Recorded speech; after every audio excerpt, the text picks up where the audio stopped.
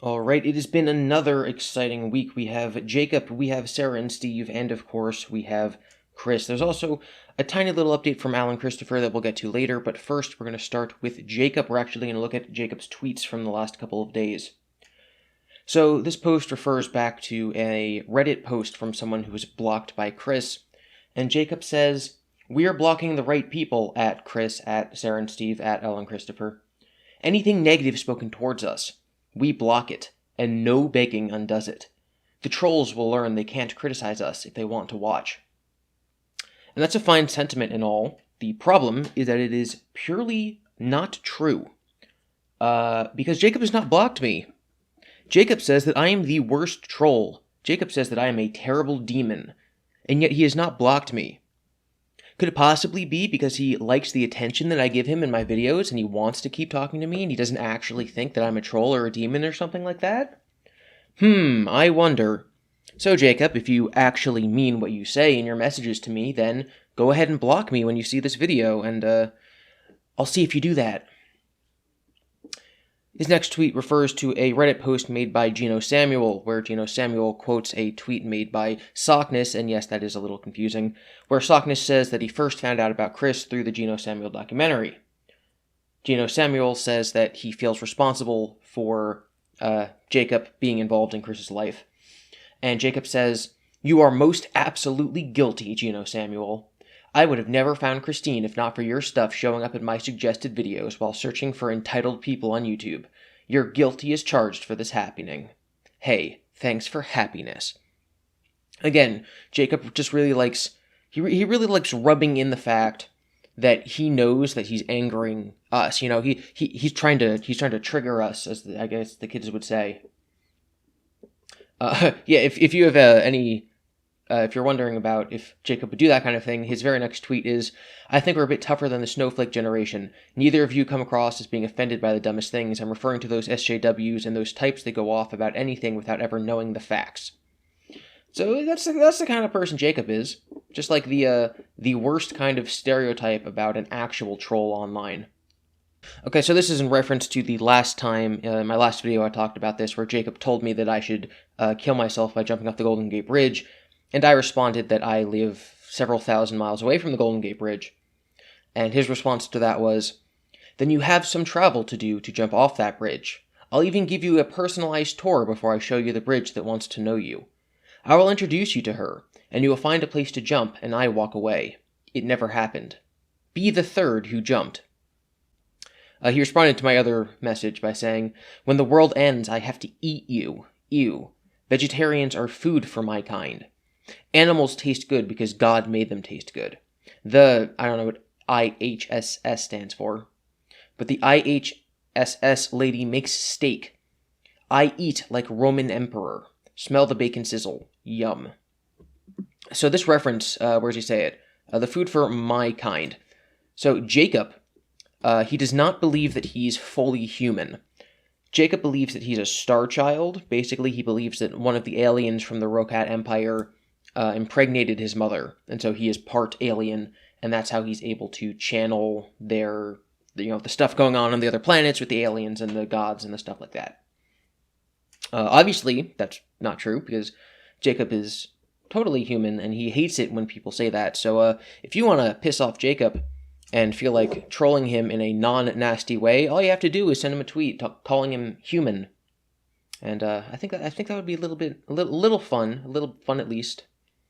So this is just a little insight into the nonsense that Jacob tweets out constantly. He says things like, "That curse is going to be a mighty banhammer. All hail the supreme goddess of all creation, my true love, Christian Weston Chandler. I only fires a few shots across the troll's bows, and those were blanks. Now it's coming time for me to actually summon up Belial, demon of worthlessness." And then here's some pictures of what he believes are demons and stuff like that. What is this? "Me and Chris should run for president in 2024 after Trump fall through the floor from getting too fat. I'll put mine in her desk on his fat gut. His jiggles will massage our toesies." Jesus Christ. Alright, and here's the next time that he threatens me. He says, "Gibby is my direct target until his destruction. He is vile like vomit, smells like rotten meat between the rolls of his fat flesh." And then we get this. I want my mommy. She's very soft. Isn't it? It's kind of weird that he refers to Chris as his mommy. She's good at holdoing me. But that is not all from Jacob, because here is where he truly flies off the handle, and here's where we know that he is severely desperate. He DM'd me again after being silent for a couple of days. So he has two plans of attack for stopping me from releasing the transcripts of the interviews that he did, and from stopping me from releasing all the stuff on the books that he wrote. He's trying to hit me. He's trying to hit my reputation in two different ways. So this is his first message. You'll look so ugly if you keep this up. I'm going to the media tomorrow, that would be today, the day I'm recording this, about anti-bullying. I don't care what happens to you, as long as you go away. Media in San Francisco, likely to dox the criminal like you, who hates transgenders like my true love. Do they care if she's diagnosed? They only care that she identifies. You will be effed. I don't care if they show my nudes. They will gut you like the pig hater you are. I'm assuming he means that a pig and a hater, not someone who hates pigs. I'll give him the benefit of the doubt there. Christina's trans as far as we are concerned here in California. How far do you want this to go? So he's saying that he's going to go to the media, he's going to try to get the media to dox me, and his method of attack is to attack my reputation by saying that I hate trans people because I'm making fun of Chris. I have an entire video. There's probably many people who are watching this who have not seen that, about why I misgender Chris. It is part of my personal policy, especially as a content creator, to never talk about politics or any political issues. But in that video, I do talk about how I do believe that gender dysphoria and body dysmorphia are real illnesses, that people who are trans are actually trans, and that it is the proper thing to do to call people by the pronouns they ask to be called by. I also talk about how Chris is not actually trans, because he just is not. He does not have body dysphoria. Chris believes that he's a woman because his psychic powers gave him a vision of a past life of his in which he was a woman, and so therefore he has a woman's soul. Calling Chris trans is an insult to the trans community, and there is a reason that the LGBT community, as well as the autism community and the Sonic community, etc., have all shunned Chris, because they don't want him there. They don't want Chris to be a poster child of the most crazy people in their community. I understand why that probably won't look like that to any outsiders, but that is the truth of the matter. So Jacob is sort of hoping that if he goes to some super far-left liberal news affiliate in San Francisco, that they'll just see me as some transphobe and they'll attack my reputation and dox me. I hope that won't happen, but I don't actually know. But if it does happen, then trust me, I'll be able to, hopefully get the truth out there about Jacob, because there's so much evidence about it at this time. Jacob has another method of attacking me, and that is in his next message. He says, I will expose you to your school. I don't know why he thinks I'm still in school. Probably because I said I was a scholar in the last video, or actually that was his word. But he probably thinks that I'm still in school, I guess. I will expose you to your school, that you abuse and take advantage of retarded people. The media or I will do this. Your degree should make you exempt of abusing retarded people like myself. You continue to abuse us for entertainment. We will bring justice. That's not the correct use of the word exempt, and I'm still not sure why he thinks that having a degree would make someone not likely to abuse retarded people, but obviously that is not what I'm doing. I'm not the idea guys, I'm not Blue Spike, I'm not someone who's hurting Chris in any way. I think it should be obvious at this point that I want what's best for Chris. In the last couple weeks, basically ever since Jacob got on the scene, most of my videos have been about defending Chris, which is weird because, that was not what I used to be about. But to say that simply reading Chris's tweets is abusing a retarded person is, not accurate. And then he follows it up with, I'll show you that I've read my books. I don't know what that means. Begone, demons. So yeah, Jacob is insane. I think that we all knew that, and I will continue to uncover the insanity behind Jacob in my the Sockness Files series. His threats are not going to stop me, and even if he does follow through with them, I have a feeling that it's not going to go the way he thinks. While we're here in my DMs, Sarah and Steve did DM me. I'm not going to show what they DM'd me for privacy reasons. I'm just going to give a vague summary.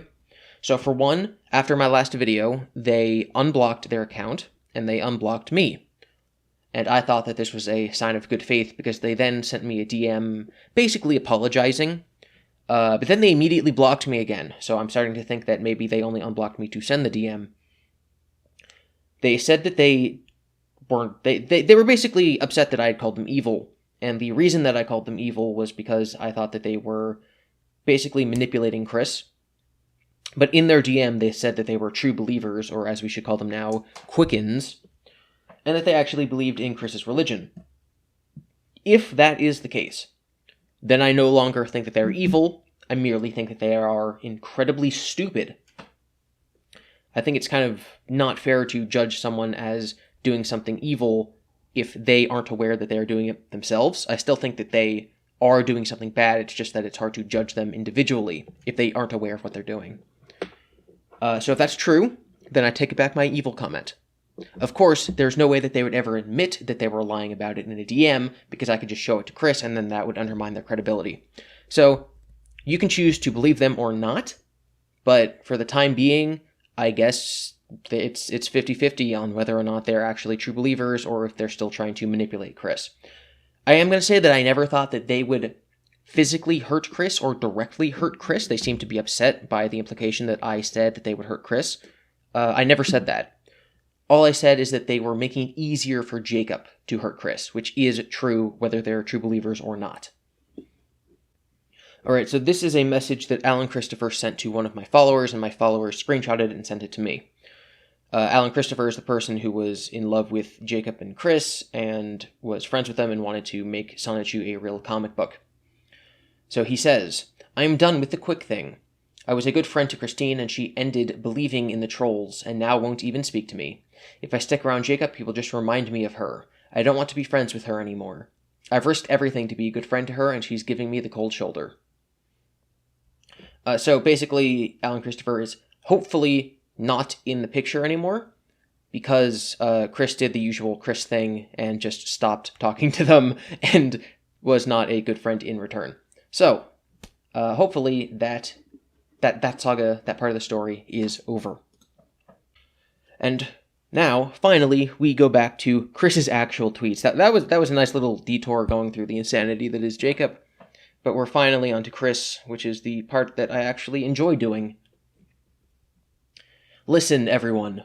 I'm not going to break up any of my friendships and allyships with anyone, because that is what the real demons and haters want, to weaken us, so they can't be overpowered.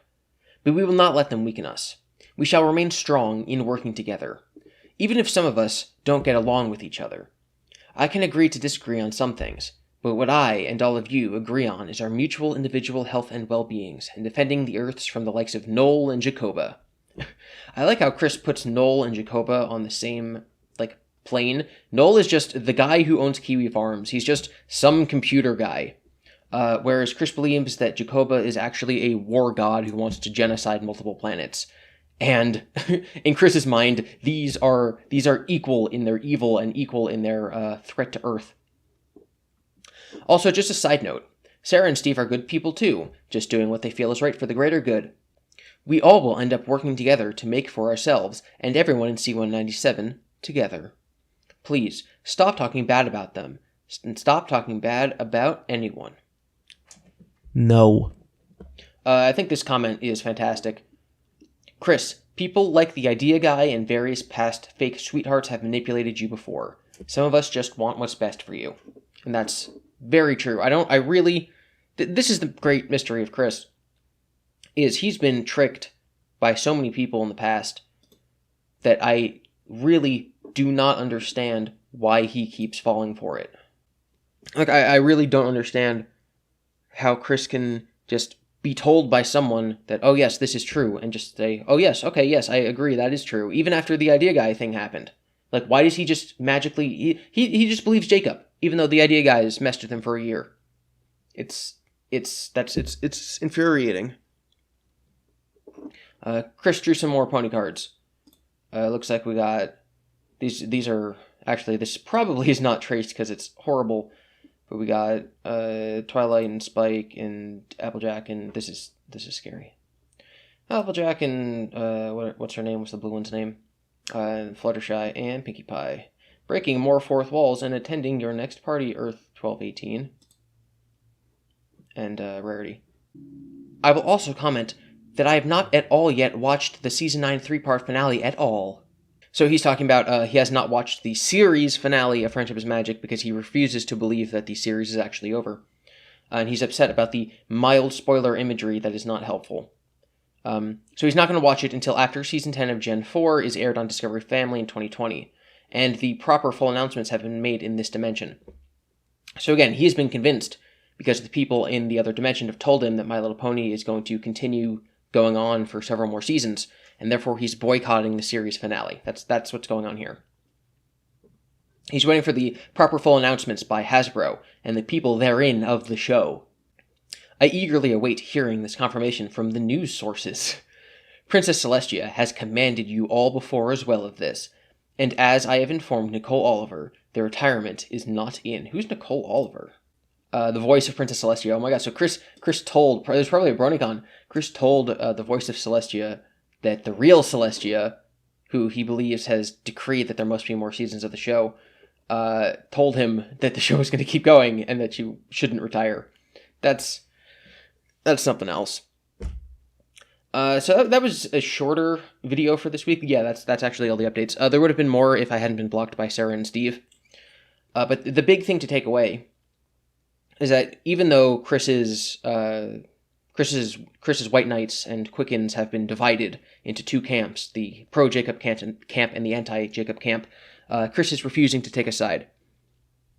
The other important thing to note is that Jacob is really, really, really on the defensive, and he is basically just attacking and blocking anyone who says anything bad about him because he's very worried that Chris will stop being his friend and that he'll lose everything he has if the truth comes out. So that's all we can hope for, is that actually happens when more information about him comes to the surface. I will continue to keep you updated on this and all Chris-related topics, and I will have another episode of the Sockness Files soon. It's just taking a very long time to transcribe his multi-hour-long videos, and my nose just started bleeding. That's fantastic. Oh, maybe it's Jacob's dark magic! Oh no, I shouldn't have said that. He's gonna feel vindicated now. Alright, you can follow me on Twitter at GIBI_Devin. I'll have a link to my Discord in the description. Some people said that the link doesn't work. If the link does not work, just post a comment on YouTube saying it doesn't work. I see most of those, and I've been able to respond to them with new links. There's also a link to my Patreon down there. And that's it. I have to go get a tissue. Goodbye, everyone.